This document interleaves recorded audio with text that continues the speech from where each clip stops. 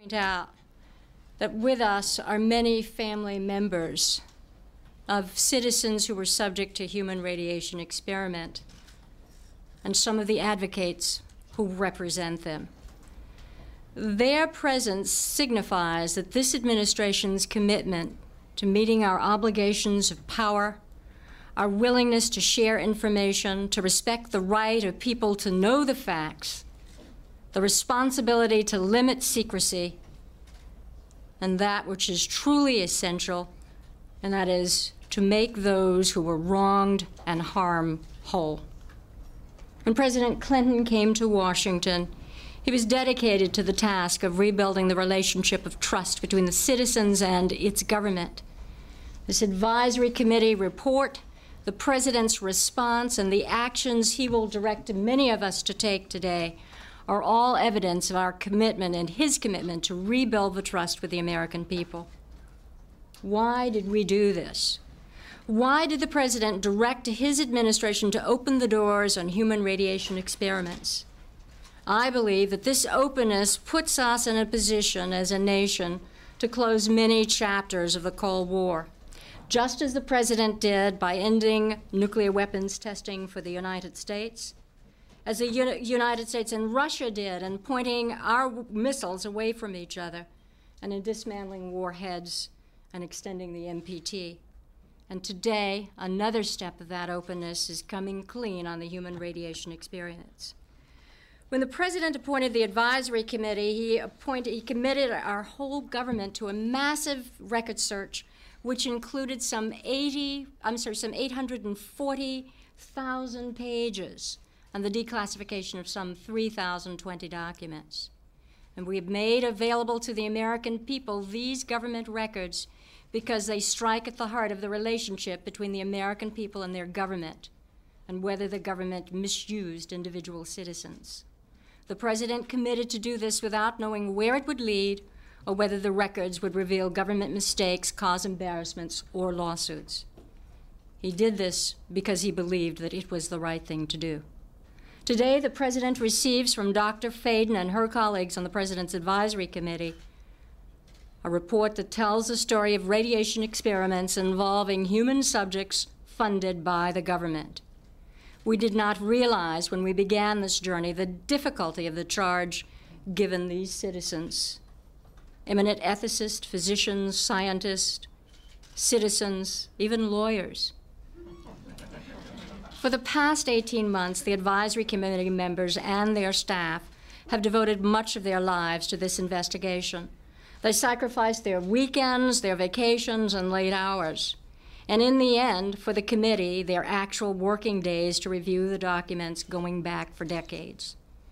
Today, they give us their best judgment as to whether persons were wronged. The nation owes to them, to their families, and to all the staffs that have worked on this issue, the generous gratitude for their public service, and most importantly, for the recommendations which the President will receive shortly. And most of all, we owe a gracious thanks to the family members who are here. Dr. Faden.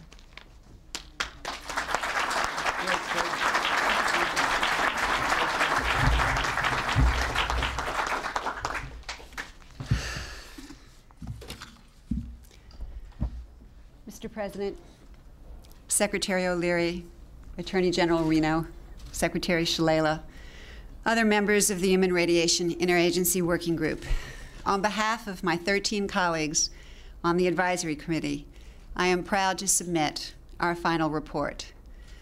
We worked extremely hard over the last 18 months in order to inform you and the American people about what really happened to radiation research subjects in the Cold War period. With the assistance of federal agencies, private research centers and hospitals, and numerous citizens, we have assembled and reviewed hundreds of thousands of documents, many of which were previously secret, in 31 days of open hearings conducted in Washington and throughout the country. We have heard from hundreds of public witnesses. We have found that wrongs were indeed committed, both with experiments involving radiation and with intentional releases of radiation into the environment. In the pursuit of peace and the advancement of medicine, certainly two laudable goals, the rights and interests of individuals and communities were sometimes ignored. We found that government officials and physicians who had the trust of the public and of their patients abused that trust. Patients were used as subjects of experiments without their knowledge or consent. Information was withheld from affected communities and from the public. Secrets were kept to protect the government from embarrassment and legal liability. While the radiation doses in the experiments we studied were usually low, and officials and scientists were often concerned about risk, we do not believe that excuses the wrongs that were done. We urge you to do the right thing by those who have been wronged or harmed by these events. In our report, we recommend for your consideration guidelines for compensating former subjects. But if we are to keep faith with those who have suffered, we must all do more. Your extraordinary efforts have allowed the American people to learn about a piece of our history that we could not otherwise have understood. You have opened the doors of this nation's records, and they must stay open. You have recognized the price of secrecy in research for what it is, a legacy of cynicism and a legacy of distrust. If we are to keep faith with those who have suffered, we must do everything possible to guarantee that what happened to them never happens again. The committee learned that research safeguards have come a long way since the Second World War. Americans can and should feel much more secure about medical research today, but the system remains imperfect. I urge you to carefully review the committee's findings and recommendations. Both the government and research institutions must do all they can to protect our fellow citizens. If this committee's work is to mean anything, it has to be that 50 years from now, there does not have to be another presidential committee charged with investigating allegations of abuses of human subjects. There should never be another such advisory committee. Information must not be concealed again from people in their own time, so that it takes 2 generations for the truth to come out. Mr. President, your leadership in this area has been indispensable. Without your willingness to open government files to our scrutiny, our work would have been totally impossible. We could not have done it. Your staff, your cabinet and agency heads and their staffs have been supportive at every turn. We have had every request met, but always with great respect for our independence. You've set a new standard for open government in an area that has been largely secret for 50 years. We on the committee are both honored and grateful that you have taken our work so seriously. I hope that we have met the challenge that you put before us 18 months ago. On behalf of the committee and of our staff, thank you for this extraordinary opportunity to serve our nation. It has been a true privilege.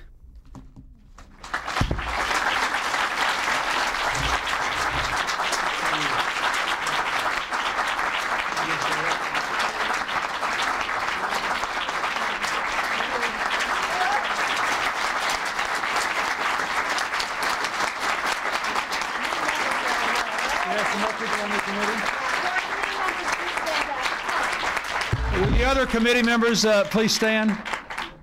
Let's give them all a hand. They did an extraordinary job.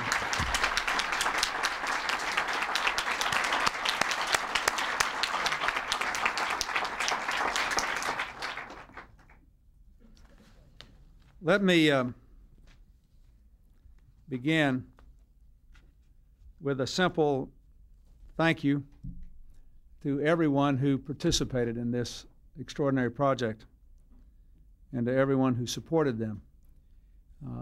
I am especially glad to see here today Senator Glenn, who's been so active in working on the medical ethics issue, Congressman Markey, who's worked on this issue for a very long time, Congressman Frost, Secretary Shalala, Deputy Secretary of Veterans Affairs Herschel Gober, and of course the Attorney General,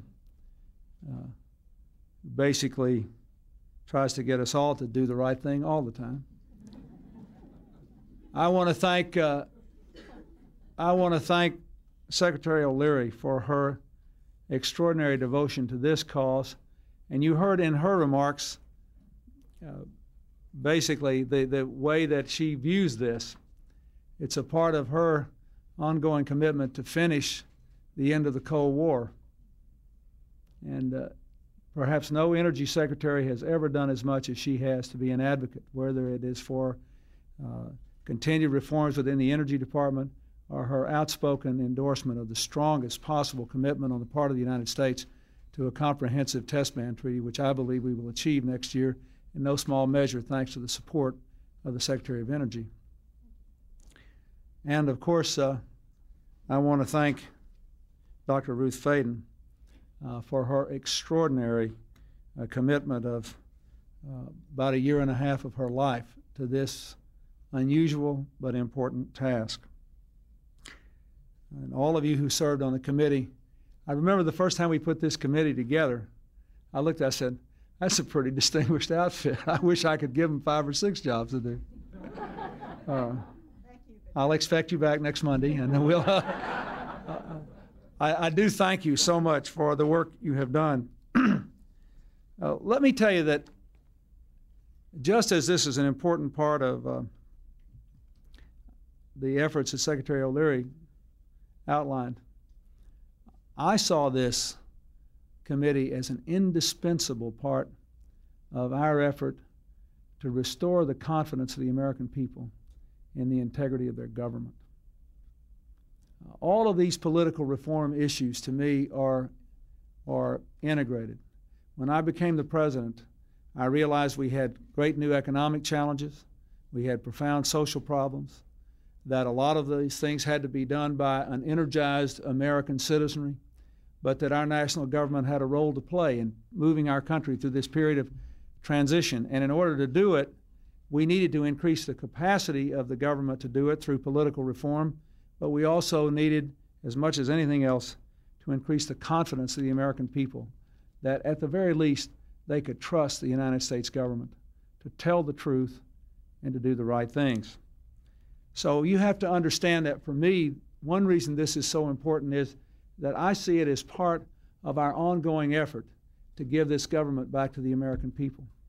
Senator Glenn's long effort to get Congress to apply to itself the same laws it imposes on the private sector. The restrictions that I imposed on members of my administration in high positions for lobbying for foreign governments. And when the lobby bill failed in the Congress, I just imposed it by executive order on members of the executive branch. All these efforts at political reform, it seems to me, are important. But none of these efforts can succeed unless people believe that they can rely on their government to tell them the truth and to do the right thing. We have declassified thousands of government documents, files from the Second World War, the Cold War, President Kennedy's assassination. These actions are not only consistent with our national security, they are essential to advance our values. So, to me, that's what this is all about.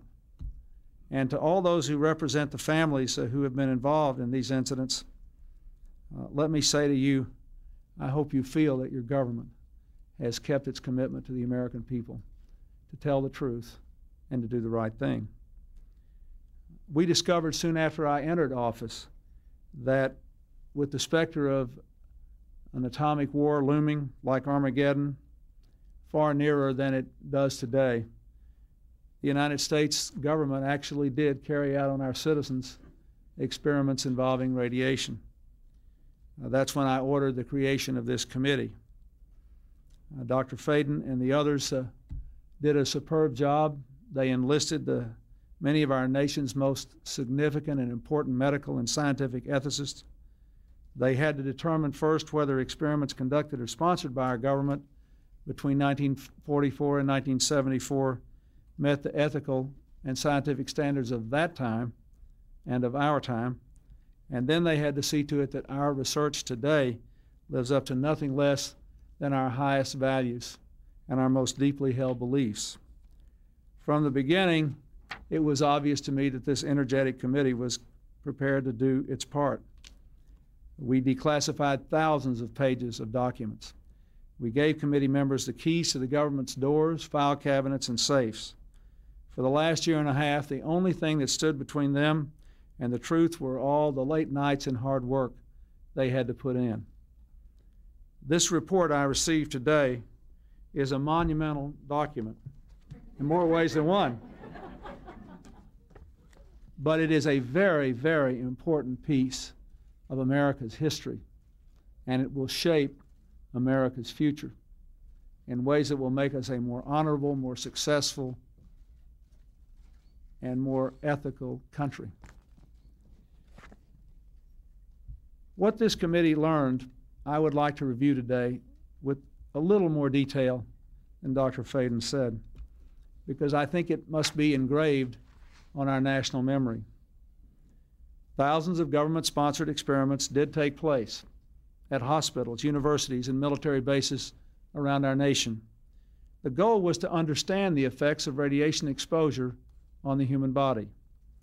While most of the tests were ethical by any standards, some were unethical, not only by today's standards, but by the standards of the time in which they were conducted. They failed both the test of our national values and the test of humanity. In one scientist injected plutonium into 18 patients without their knowledge. In another, doctors exposed indigent cancer patients to excessive doses of radiation, a treatment from which it is virtually impossible that they could ever benefit. The report also demonstrates that these and other experiments were carried out on precisely those citizens who count most on the government for its help, the destitute and the gravely ill. But the dispossessed were not alone. Members of the military, precisely those on whom we and our government count most, they were also test subjects. Informed consent means your doctor tells you the risk of the treatment you are about to undergo. In too many cases, informed consent was withheld. Americans were kept in the dark about the effects of what was being done to them. The deception extended beyond the test subjects themselves to encompass their families and the American people as a whole. For these experiments were kept secret, and they were shrouded not for a compelling reason of national security, but for the simple fear of embarrassment, and that was wrong. Those who led the government when these decisions were made are no longer here to take responsibility for what they did. They're not here to apologize to the survivors, the family members of the communities whose lives were darkened by the shadow of the atom and these choices. So today, on behalf of another generation of American leaders and another generation of American citizens, the United States of America offers a sincere apology to those of our citizens who were subjected to these experiments, to their families, and to their communities.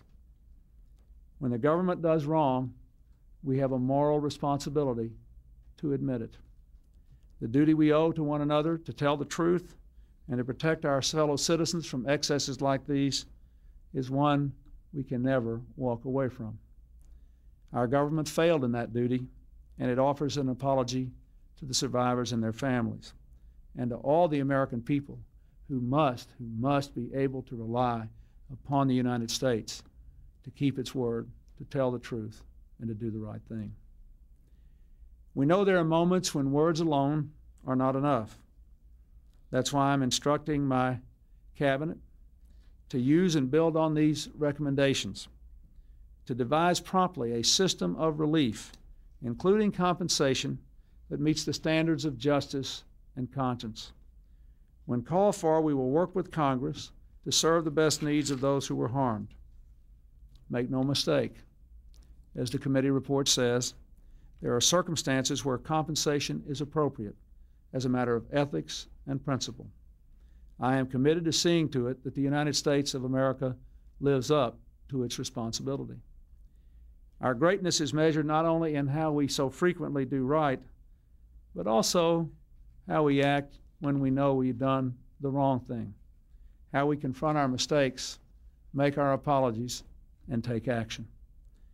That's why this morning I signed an executive order instructing every arm and agency of our government that conducts, supports, or regulates research involving human beings to review immediately their procedures in light of the recommendations of this report and the best knowledge and standards available today, and to report back to me by Christmas.